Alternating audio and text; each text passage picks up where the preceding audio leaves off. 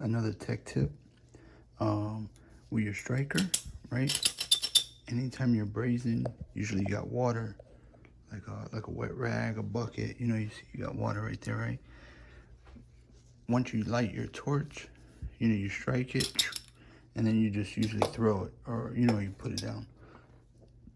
A good tech tip is don't set it down with it facing up.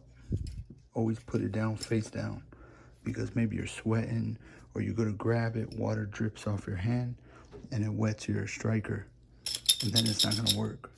So always get in a habit of, after you light your torch, just you know, toss it face down.